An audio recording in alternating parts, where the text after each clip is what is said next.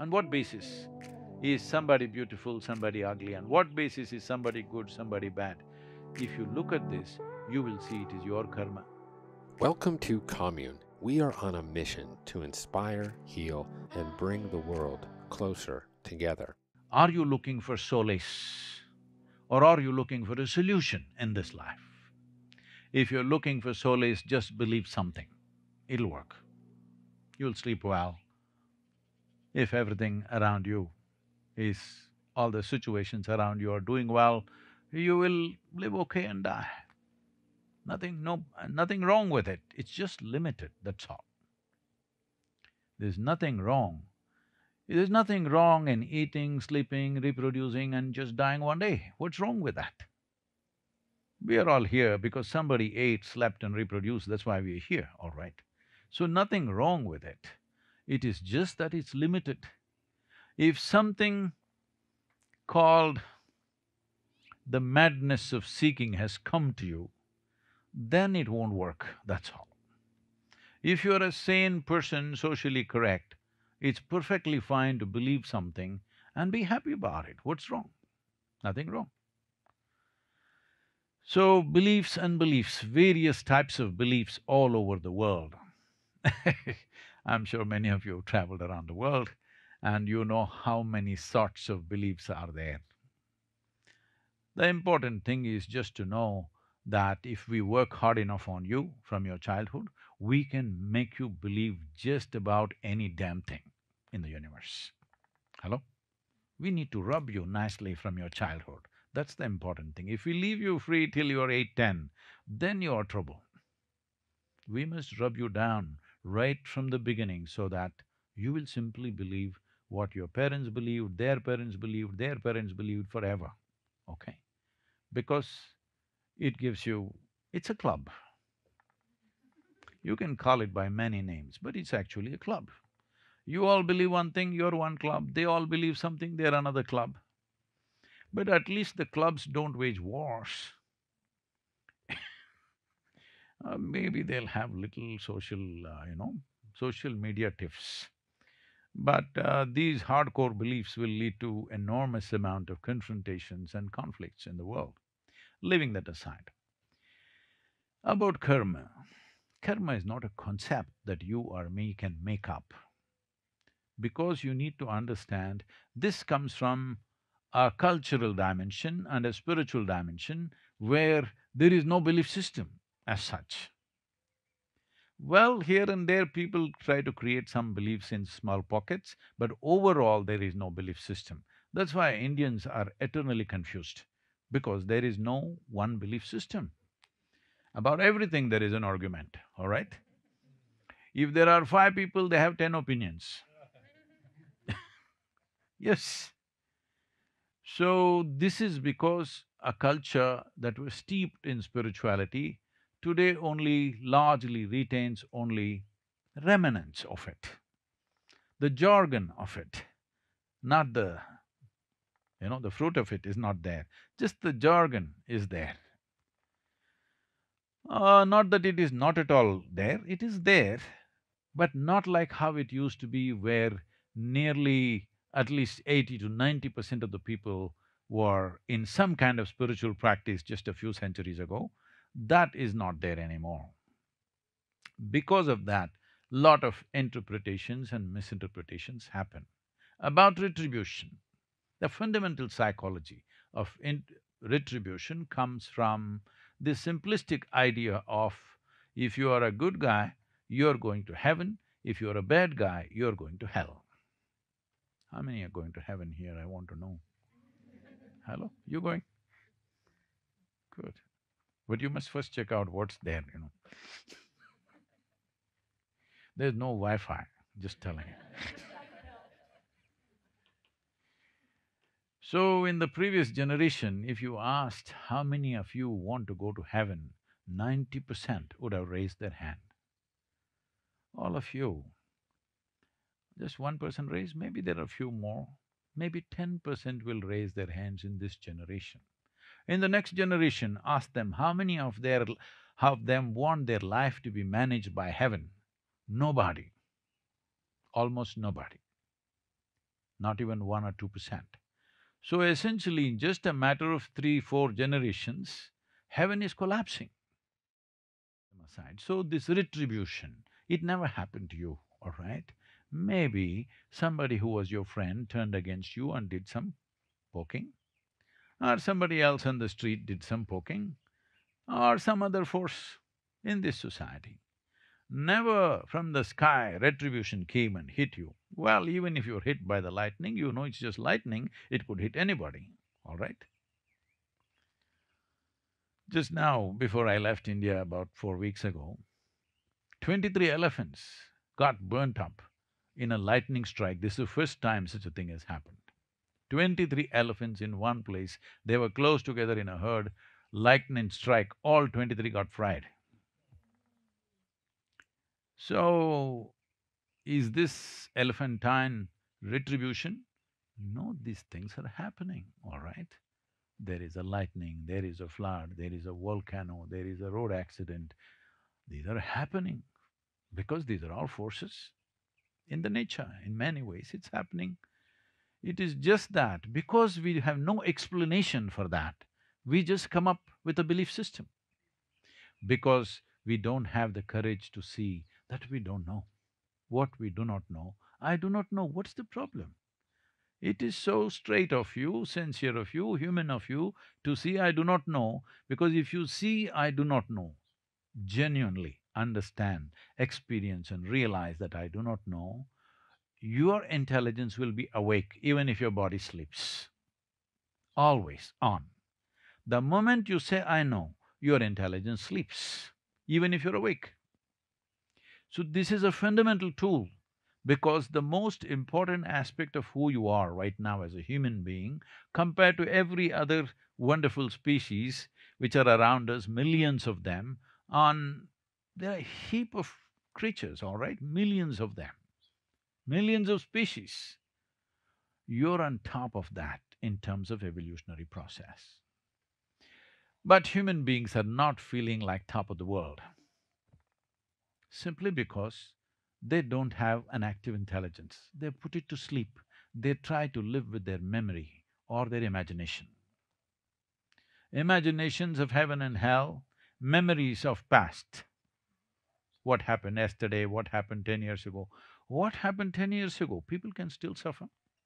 Hello? What may happen day after tomorrow, they already suffer.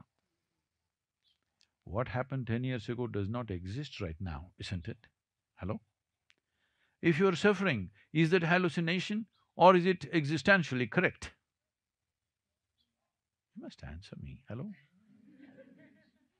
If you're suffering something that does not exist, what should we call you? Hello? No, there are no good words for that. I won't use them, bad words, but there are no good words to describe somebody who is suffering something which does not exist, essentially because they're misunderstanding their psychological process as existential. This has happened because they have taken their individuality too seriously.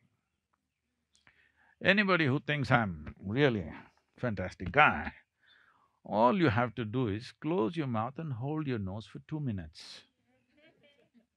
And you know, you're not such an individual. Only because these two holes are functioning, you're alive. Just transaction in terms of breath, in terms of food, in terms of drink, transactions are happening on all levels. That's why you're on. So your individuality is a fake. What was not you yesterday is you today in this body. What is you today may not be you tomorrow, isn't it? So your idea of individuality is a completely your psychological imagination, your individuality. Because of this, karma comes in. Because in this vast cosmos where you do not know where it begins, where it ends, you, a small little individual, it terrifies you. You have to make up things. You have to make up things to survive here, because if you just look like this, you don't know where this begins, where it ends. What karma means is the basis of your physicality. See, right now you have a physical body. This physical body has taken this human form. Whatever you may eat, let's say you ate only worms for the next 5 years, do you think you'll become a bird? Hello? I'm asking you. No. You do what you want. There is memory here that it will not get confused. It knows this is a human being. Do whatever you want. This will only take human form because there is a software you cannot remove. This is karma. This is evolutionary memory. Next, there is genetic memory. You may not remember, I can pick on you. I'm picking on you because you're in the front row, okay? Uh, let us say 500 years ago, how your great-great-great-great-grandmother looked, you do not know, but her nose is sitting on your face. How your forefathers looked 1,000,000 years ago, you do not know, but even the skin tone, your body remembers. So there's enormous amount of evolutionary and genetic memory. Over that comes karmic memory. Like this, there are 8 dimensions of memory. I will not go into all that, that's a humongous aspect. So, now all these memories put together, here sits Elizabeth. When she says, I am Elizabeth, it is an amalgamation of all these unimaginable levels of memory. Every cell in your body carries this. When I say every cell in your body carries this, what I'm saying is every cell in your body carries more memory than your entire brain can ever imagine, trillion of times more. After all, see, your parents, not just yours, all of ours, our parents were so stingy, they gave us only one cell each. Huh? Virus coming at us in millions. Only one cell? See, that one cell remembered everything that it needs to remember, isn't it? They didn't have to give you 1,000,000 cells to make you who you are, just one cell. Nothing has been forgotten. Everything was there in that one cell, isn't it? So in every cell, the volume of memory that you carry in one single cell is trillion times more than what you can imagine in your brain. So there is a whole body of memory, which is what we're calling as karma.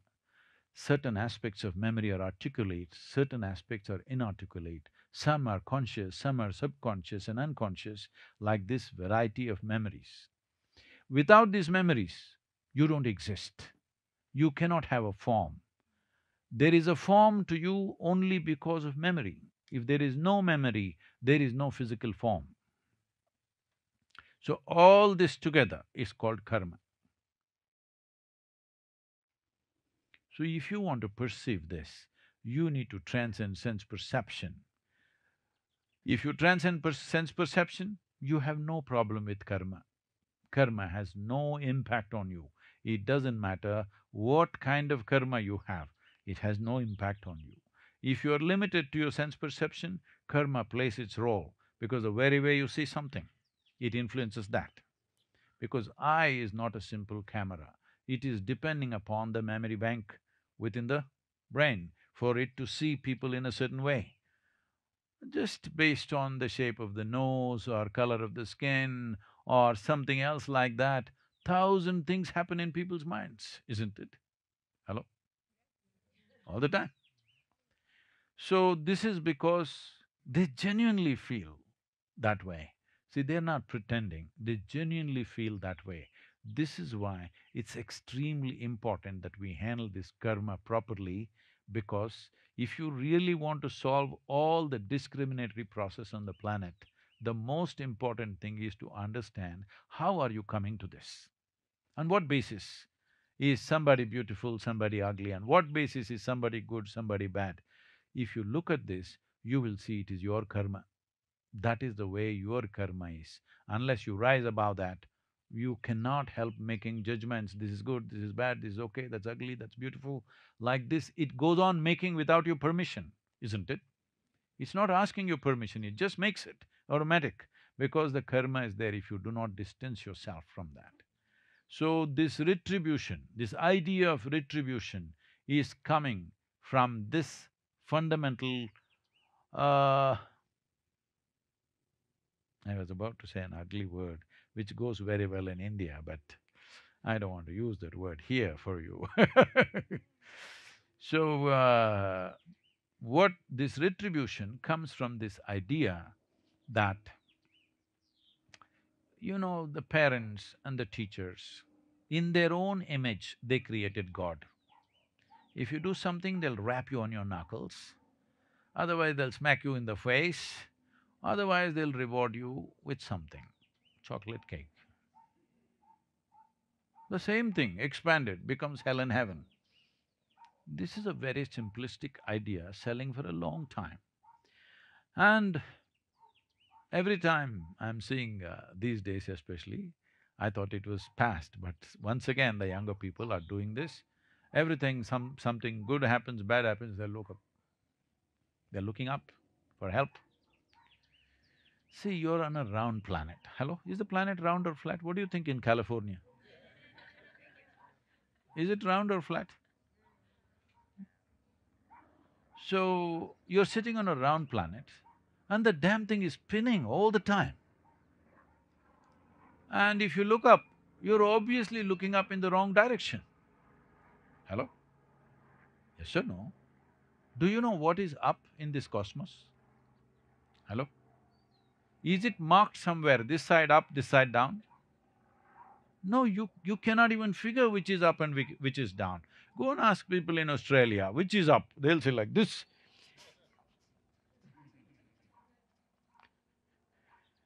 So, you do not even know what is up and what is down, but you're so knowledgeable about what is up there. This is dangerous. So, karma means you are the maker of your life. It doesn't mean that you created the planet, okay? It doesn't mean you created the cosmos. No, no, no. The maker of your life. So first having, then doing. Because you do this, you become something. This is completely against the natural order of life. So, most successful people have the most miserable faces on the planet. Please look at this. I was, like I've been regularly there at the World Economic Forum. In 2008, when I was there was a little bit of a market fall and there was a kind of a minor depression in the market. These are all about 1,200 people, everybody is a multi-billionaire, all right? That year, they were all a little few billions less than what they were 3 months ago. There was a huge depression. So they asked me to handle a, a session called recession and depression.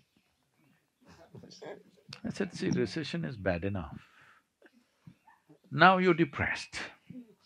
But now what is the choice we have? See, if the economy booms, if all of you guys multiply your billions and economy booms, we are damned. If the economy goes into recession, you're depressed. I prefer that you're depressed rather than all of us being damned. Yes, I'm telling you, if everybody… See, fortunately 50% of the world's population is lazy. And they're the ones who are saving the world. Yes, if everybody used all their talent and intelligence and activity and everything, they became full-on busy, the world is finished in the next 10–15 years' time. 50% of the population is lazy and they are saving the world. And it's such a shame that it's not human intelligence which saves this world, it's not human love which saves this world, it's not human sense which saves this world, it's human lethargy which saves the world. That's not nice, isn't it? But that's a reality right now. So don't think being means not doing. Establish your way of being and do whatever is needed in the world. What you get to have will get to have. Don't put what you want first and then start doing things. This has become the norm, unfortunately, in this part of the world, for which everybody is going to pay a price.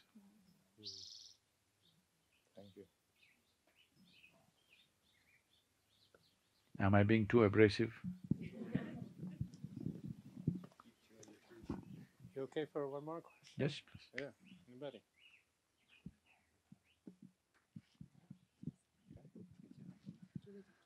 Hello.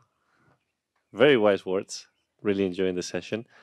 I just want to ask you for one recommendation on what to do with those that we love around us that have become depressed, that they don't want any help, but you still care enough to want to help, and they're not letting them get helped.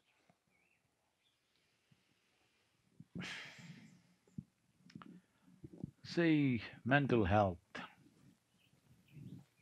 is, as a problem, is going into a proportion that we have not imagined before. The number of people getting mentally ill is unfortunately too high. That many people have no business to be ill, but unfortunately it's happened. And it's getting younger and younger. When we were growing up, well, 12, 15-year-olds, can they ever get depressed? Simply no. Nobody can suppress us. But now, school children are depressed. I'm telling you, in the year 2018, because we ran a campaign in 2018 about this, and we touched 46,000 schools to teach them simple ways to achieve some sense of mental health. That year, I think the previous year, 2017, 18,600 children below 18 years of age in India committed suicide. Out of this, 6,100 are below 15 years of age.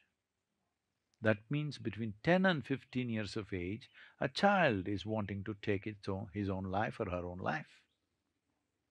This is a time when you're supposed to be exuberant and alive, all right? A 10-year-old child wants to kill himself or herself, what does this mean? We're doing something fundamentally wrong, isn't it? Hello? We're doing something fundamentally wrong. What is that wrong thing? I'm sorry, I'll come to your thing, but we need to understand this problem is not individual, it's becoming like a pandemic. The WHO is predicting there's going to be a mental health pandemic and there is going to be a suicide pandemic. Because suicide is shocking and it's in your face, but somebody is suffering within themselves, they can ignore, they'll go home and suffer, what's our problem? But it is potential. When suffering becomes beyond bearable, they'll want to take their life, it's better to die than be like this. This will naturally come when suffering becomes so much. And we have eulogized suffering, that is also there. In the name of philosophies, in the name of religions, in the name of ideologies, we've eulogized suffering. We think suffering makes you profound. Well, if you have a miserable face, does it mean to say you're profound? Unfortunately, this has been so in the world, this image has been created. So there are many, many, many aspects, I don't want to go into all that. How do we help them? See, one thing is, once somebody is depressed or in some kind of mental state, I don't want to give it a name, depression, manic depression, these are more and more labels to people, it's not necessary.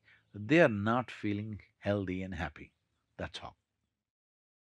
Hey, thanks for watching. If you liked this interview from the Commune podcast, then I think you'll love this video right here. So everybody has their set of beliefs. Belief essentially means that you're not interested in truth. That means you're willing to make up something that you do not know. Somewhere there is